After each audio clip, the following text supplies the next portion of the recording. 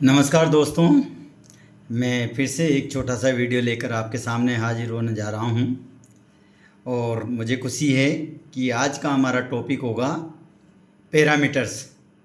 Parameter से मतलब यहाँ पर ये है कि हमें किसी को कितना बीमा देना चाहिए, मतलब उसका सम एश्योर्ड कितना होना चाहिए। कई बार हम लोग अपने आप ही डिसाइड कर लेते हैं कि इसको 2 लाख का, इसको 5 लाख का और इसको 10 लाख का प्रेजेंटेशन देना है।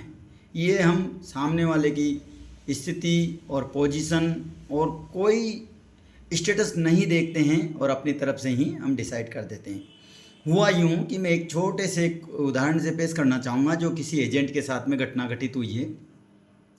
उस एजेंट्स ने एक पार्टी को 25 लाख का प्रेजेंटेशन दिया। अब इस 25 लाख के प्रेजेंटेशन देने के बाद में पार्टी, जो बीमा लेने वाली पार्टी थी, वो उससे पूछती है कि जो तुमने मुझे प्रेजेंटेशन दिया है 25 लाख का, ये 25 लाख का उदाहरण किस आधार पर दिया है। मज़े की बात देखिए, पार्टी ने ये कह दिया कि ये किस आधार पर आपने दिया है मुझे। क्यों? ये 25 लाख की जगह 40 लाख का भी हो सकता था, 50 लाख का भी हो सकता था, 10 लाख का भी हो सकता है, 5 लाख का भी हो सकता है, 15 लाख का भी हो सकता है। उसने ऐसी बात सामने वाले एजेंट से कहा कि आपने आखिर क्या देखा है कि ये जो 25 लाख का आपने प्रेजेंटेशन दिया है मुझे, तो ये मेरे अकॉर्डिंग है। एजेंट को बड़ा आश्चर्य हुआ कि ये तो बड़ी मुसीबत ही हुई, मतलब हम क्या जवाब दें, क्या नहीं दें।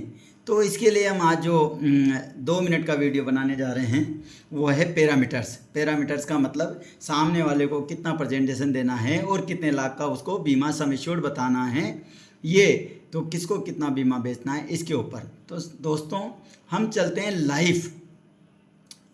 हमारा जो लाइफ इंश्योरेंस है, लाइफ इंश्योरेंस में लाइफ वर्ड में ही हमारा पूरा का पूरा जो प्रेजेंटेशन छिपा हुआ है, यानी कि उसको कितना बीमा देना है इस लाइफ वर्ड के अंदर ही।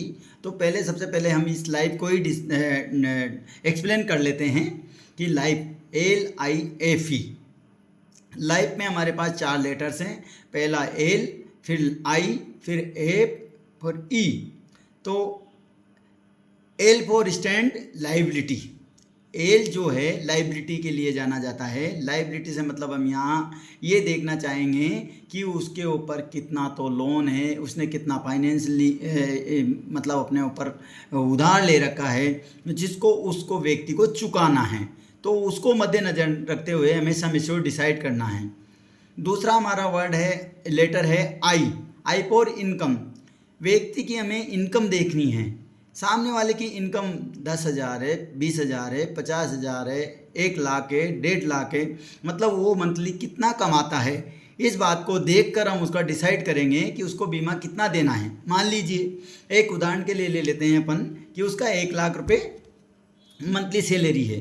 अब 1 लाख रुपए मंथली सैलरी है तो हमें क्या करना है कि कल से उसके साथ कोई मिसहैपनिंग हो जाती है और वो चला जाता है तो उसको 1 लाख रुपए की ज़रूरत तो पड़ेगी। हम इस बात को जानते हैं कि उसके परिवार के वाले तो उसको 1 लाख रुपए दे चाहिए, तो उसको खर्चा तो रुकेगा नहीं। वो आदमी चला गया तो क्या हुआ, फैमिली तो पूरी की पूरी है। तो उसका जो हम सम एश्योर्ड लेंगे कि तो वो इतना होना चाहिए कि उसके जाने के बाद में जो उसको पैसा मिले, वो पैसा उस पैसे को बैंक में रखकर या कहीं FD कर उस पैसे से जो इतना ब्याज आना चाहिए कि उसका परिवार का खर्चा चल जाए, यानी कि 1 लाख रुपए इनकम आना चाहिए। तो 1 लाख रुपए मंथली इनकम आने के लिए हमें शायद 2 करोड़ रुपए की ज़रूरत पड़ेगी। 6% ब्याज लेते हैं हम, यदि 6% से ब्याज दर देखते हैं तो हमें 2 करोड़ रुपए की ज़रूरत पड़ेगी। 2 करोड़ रुपए को यदि आज की तारीख में हम बैंक में रखते हैं तो 6% ब्याज से उसको 12 लाख रुपए सालाना, यानी कि 1 लाख रुपए मंथली उसको इनकम आएगी उस परिवार को। तो आई फॉर इनकम को देखते हुए हमें उसका इंश्योरेंस करना चाहिए। वो एक अलग बात है कि वो बीमा लेता है या नहीं लेता है, लेकिन हमारा प्रेजेंटेशन तो 2 करोड़ का होना चाहिए, 2 CR का होना चाहिए। तीसरा हमारा लेटर आता है F फॉर फ्यूचर रेस्पॉन्सिबिलिटी। ए में यहाँ पर स्टैंड करता है फ्यूचर रेस्पॉन्सिबिलिटीज। फ्यूचर रेस्पॉन्सिबिलिटी क्या होती है? एक आदमी की फ्यूचर रेस्पॉन्सिबिलिटी होती है कि उसका रिटायरमेंट होना है, रिटायरमेंट के बाद में उसका इनकम का सोर्स है या नहीं है, उसको हमें देखना है।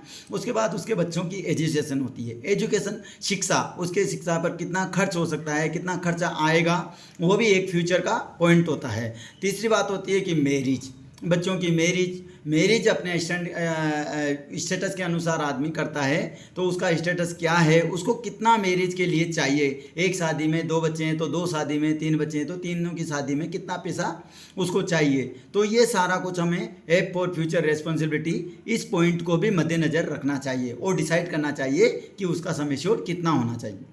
लास्ट का लेटर आता है हमारा लाइफ का ई फॉर इमरजेंसी फंड। देखिए ये भी बहुत मायना रखता है, हमारा इमरजेंसी फंड हमारे पास होना चाहिए। इमरजेंसी फंड में मतलब कभी ऐसे काम आते हैं जो हमने सोचे नहीं हैं, हमारे दिमाग में नहीं है, हमारे को उसका पता भी नहीं है कि ये खर्चा आ जाएगा। जैसे मान लीजिए कोई एक्सीडेंट हो गया, एक्सीडेंट में आदमी की डिसेबिलिटी हो गई, परमानेंट डिसेबिलिटी हो गई। मान लीजिए कोई बीमार हो गया, बीमारी में हमें पता नहीं होता है कि कौन सी बीमारी में कितना खर्चा आ जाएगा। बीमारी 10,000 रुपये भी खर्च हो सकता है और 1 लाख भी हो सकता है, 10 लाख का भी खर्चा हो जाता है। कई बार हम देखते हैं कि कुछ बच्चे या कुछ लोगों में ऐसी बीमारी हो जाती है जिसका खर्चा बहुत ज़्यादा बताया जाता है डॉक्टर्स के द्वारा, और वो अपने मकान या घर या ज़मीन जायदाद बेच कर भी उसको जो है इलाज कराना भारी होता है। तो इस स्थिति में फिर सरकार की सहायता जो भी है लेकिन दोस्तों ये LIFE लाइफ वर्ल्ड के माध्यम से हमने जो चारों चीज़ें देखी है, यही हमारे को उसका पैरामीटर डिसाइड करने में या उसका सम एश्योर्ड या उसको कितना बीमा देना चाहिए डिसाइड करने में सहयोग करेगी। और इसी के लिए धन्यवाद साथ साथ आपको, और मुझे आप थोड़ा सा हेल्प ये करेंगे कि आप मुझे टॉपिक बताएंगे कि किस टॉपिक पे हम चर्चा करें, ताकि वो टॉपिक के मद्देनज़र रखते हुए मैं उस टॉपिक